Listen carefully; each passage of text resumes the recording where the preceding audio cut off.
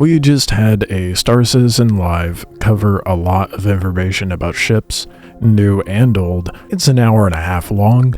Not everybody's got that kind of free time to sit through one of those. It could be kind of boring. So here's a TLDR version. To those 600i owners, they are working on reworking the ship. The exterior is fine, but the interior has a lot of wasted space, and they're working on bettering the layouts for different modules. Not necessarily a priority at the moment, but it's on the list. Ship polish for engineering, such as like single-seaters, don't quite have that engineering standard, but many bigger ships do. Small ships with small interiors is more of a challenge for the dev team to tackle, to kind of cram all that stuff into such a tiny space, so it takes some time. So when's engineering gonna hit the game, or even tech preview?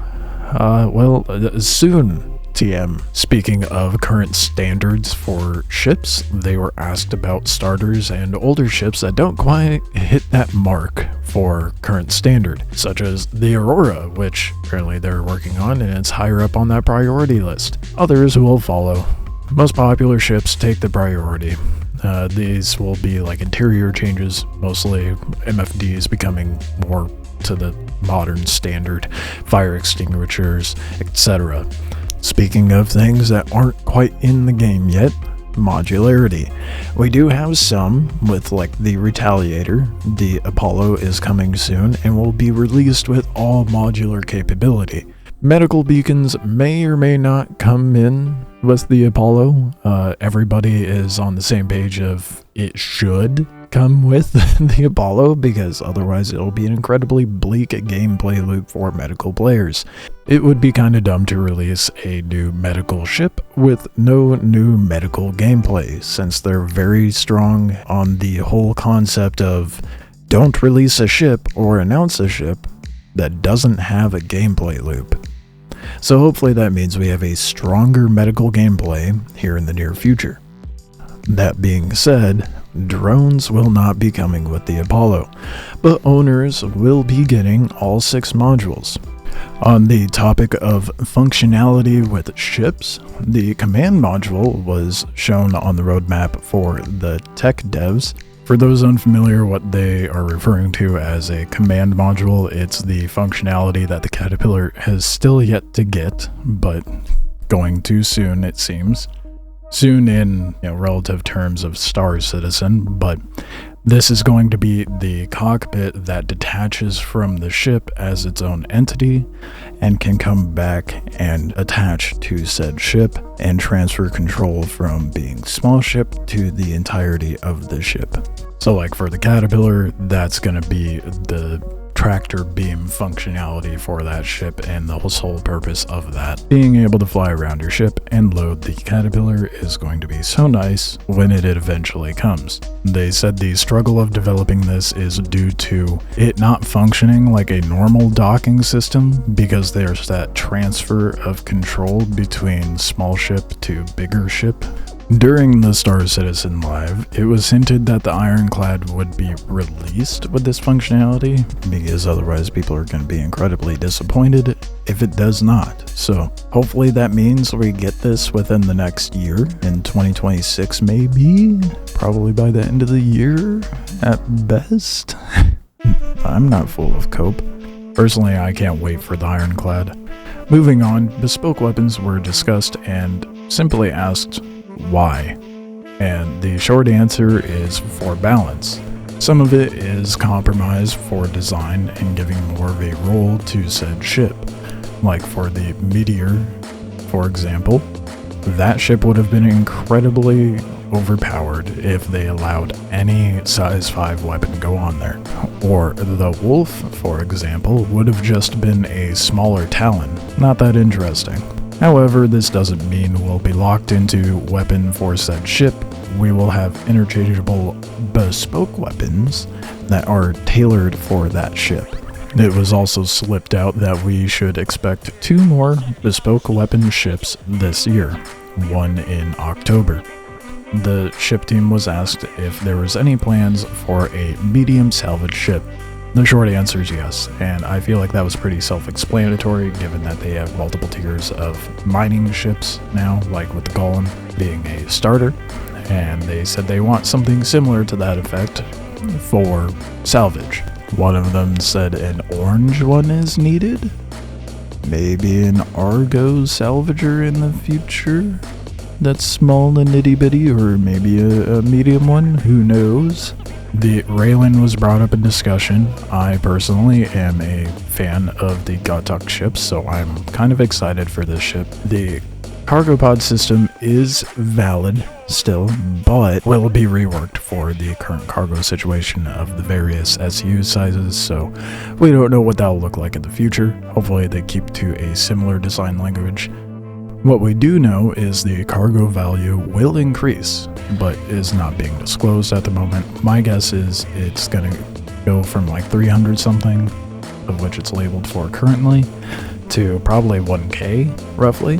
Personally, I think they could just take the already designed there and just make these pods open up and allow us to slot in SU boxes. And on the subject of cargo pods, the Carrack, of course, was brought up. They are still not in the final state of which they want it to be. The pods are still going to be a thing. They're going to come to the ground and open up for you to load. Just keep in mind, the Carrack is an explorer that can hold cargo, not a hauler that explores. There is a difference. So those of you who are complaining about how annoying it is to load cargo into it, maybe use a ship that's dedicated for cargo hauling. Speaking of cargo, the devs were asked if a max lift weapon rack of some sort would be put in place into the cargo bays of cargo haulers. They said they're not against that idea. That makes a lot of sense. There are ships in the future that will have weapon racks in the cargo bay for said purposes. The main hurdle with doing that at the moment is they just have to change the metrics of what could be slotted into what, because the max lift is determined as a utility tool rather than a weapon, but is sized for weapon racks, so you can't slot it in anything, so they just need to switch the metrics so it can be accepted into one slot or the other, or make a whole new slot for it. Another ship that is commonly asked about, for good reason, is the Banu Merchantman. It's in the works, of course, but not planned for 2026 for obvious reasons. Maybe not so obvious for some. It doesn't have a lot of features in game that it could take advantage of, and like the devs said, they don't want to release ships that do not have gameplay loops. The Merchantman would require NPCs and you being able to set up a shop, so on and so forth, and those aren't really feature ready into the game. So it's going to be a while before we get a Banu Merchantman. Their only reason for showing the Banu Merchantman in, I think it was CitizenCon a couple of years ago, is because they wanted to be as transparent as possible with the development of some things, which I can appreciate. But naturally, this got people's hopes up, and they thought we would get the ship soon. I love the outrageous levels of copium that the community has for this game. I definitely did not anticipate the ship coming anytime soon. I saw it as transparency, but, you know, not everybody reads into it the same. Speaking of ships that are in concept that don't have a gameplay loop in the game yet, there was a fourth variant of the Zeus mistakenly revealed at CitizenCon a couple years ago.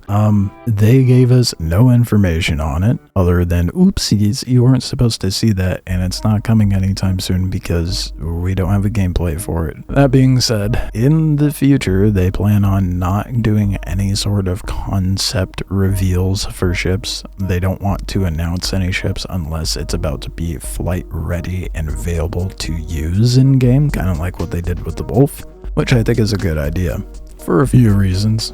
Gives the devs some breathing room, maintains expectations, and from a business standpoint, they can ride that hype wave.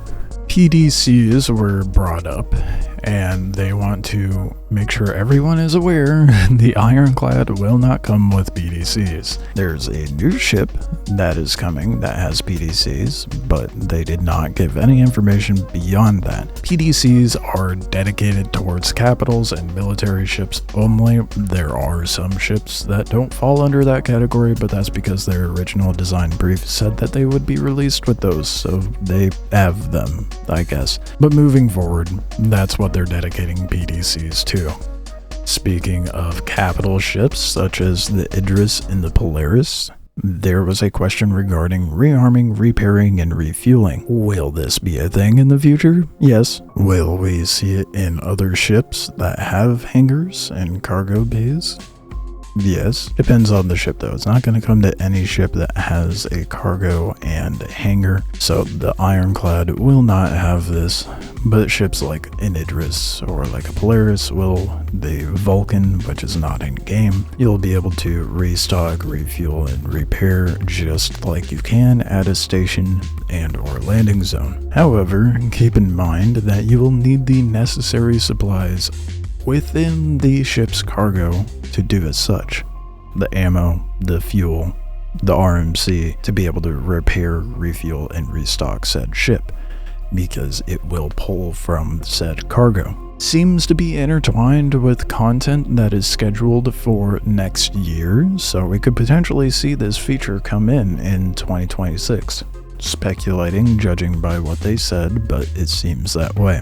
There was a question regarding damage and busting open ship doors with your fists. There will be a minimum threshold that may come with engineering, but Maelstrom comes with this dynamic out of the box, so punching doors open will not be a forever thing.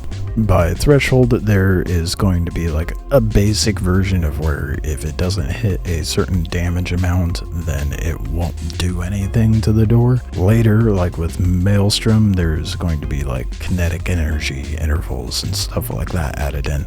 Thus why it goes out with that dynamic out of the box. So, in other words, take advantage of it while you can, you dirty little pirate. The current state of the game, the requirement to bed log at your ship is, well, in the name, logging out in your bed. In the future, they are going to remove that necessity and allow us to be able to log out with any ship. So then that begs the question, what benefit does a bed bring us? They've yet to determine that themselves, and there is no ETA on when said function is going to be in the game. And that's it. That's all I got. That's the hour and a half summed up as best as possible with the most important information, in my opinion. If I missed something, if there's something you're excited for, you know what to do. That's what the comments section's for. Or you could pop into one of my live streams. Appreciate you guys watching. Enjoy the rest of your day, evening, morning, whatever it may be for you, and I will see you next time or when I'm live.